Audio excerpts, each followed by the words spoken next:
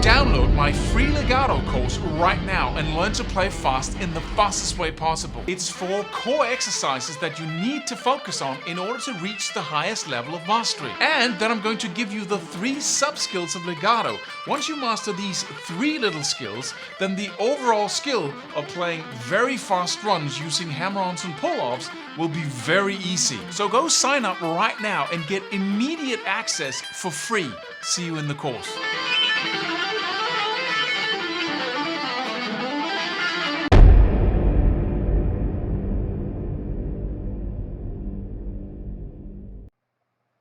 Hello, I just wanted to share an insight that I had when I was building my picking skills. And this goes for alternate picking, sweep picking, whatever picking it is. And it is to choose or select a pick that is fat, 2 millimeters in thickness, and that has a very round tip.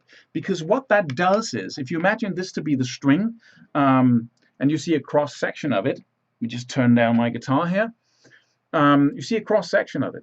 And I approach it with a very fat pick with a very round tip, and I start picking.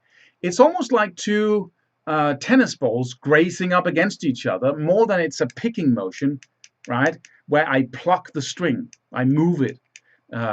So in that, it's actually really beneficial, because when I'm practicing, I don't have that much accuracy yet. That's what I'm practicing. I'm practicing accuracy as far as picking depth goes. And if I change my picking depth just 1/10 of a millimeter, it doesn't really matter that much, because I have all this roundness that helps me, right? And you can just imagine those 2 tennis balls, if you're having a hard time understanding this, but that's really what happens. You have round surfaces that work together. But if you have a very sharp, very stiff pick that does the same thing, now we're actually into the plucking motion, where you move the string away, and then that round motion there releases the string at some point, right? So you push it down, and then it's released, and then it vibrates. So when it's moving back, and that's a totally different thing, because you're moving the string, right? And when you're picking with a very round, very fat pick, you're almost not moving the string. You're doing something, you are activating the string, a little like a bow on a violin. You're grazing it, zing, zing, zing, zing, and you can also pick it if you move just a little closer. But because this pick is ruthless, you are punished for each and every single little inaccuracy. And that's the reason why you want to go for a pick that's very fat and very round on the tip there, which allows for more inaccuracy. Because when you're practicing any picking, what you are really practicing is accuracy as far as picking depth goes, and as far as how much force you use each time you pick. And if you're having an uneven amount of resistance for each pick stroke, because you have an uneven picking depth for each pick stroke, then it's going to be really, really hard to get your picking up to speed, which is why it's hard to get your picking up to speed, right? So if you choose a pick with a very fat, round tip, then it's going to be much easier for you to get to the point where you can get and play faster, because you need less accuracy, okay? So you're going to get results faster, be more motivated, it's going to be more fun to practice, and that's why you're going to develop much faster if you have a fat pick, 2 millimeters in thickness at least, and then with a very round tip. The purple Dunlop is very good for this.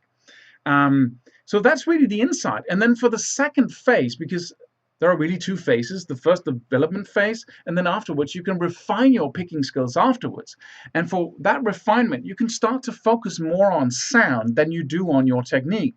And when you start using picks that has a sharper end, you'll get more high end in your sound, and you'll get more noise in the beginning of the sound, because each instrument has really 2 characteristics. One is the note that you hear once the pick stroke, the noise is over. This right there. But if you hear just that, it could sound like a violin, Don't know if you can hear that, but if you remove the attack from the sound, you can almost not identify what instrument it is, because you just hear, and it could be a violin, could be a guitar, could be a piano without the attack. the initial attack. And so the initial attack is extremely important to your sound because it defines, even what instrument it is that people think they're hearing. So it's very important. And so you want to refine your technique, but you can do that by gradually going for a sharper tip, less fat tip. And you can just go from 2 millimeters in thickness to 1.8 or 1.5, and then gradually move towards a stiffer pick. And thereby, you don't even notice that you are gradually putting on that increased challenge. But you don't notice because it's so little each time. So it's effortless to refine your picking technique and to get that last level of accuracy that allows you to play with a very sharp end that really gives you the most amount of control over your sound. Or you want to stay with the fat pick because you like that mellow, that round attack or round sound. Can a sound be round? I don't know. But this concludes this little video, so see you in another one. Go download my free legato course right now and learn to play fast in the fastest way possible. It's 4 core exercises that you need to focus on in order to reach the highest level of mastery. And then I'm going to give you the 3 sub-skills of legato. Once you master these 3 little skills, then the overall skill of playing very fast runs using hammer-ons and pull-offs will be very easy. So go sign up right now and get immediate access for free. See you in the course.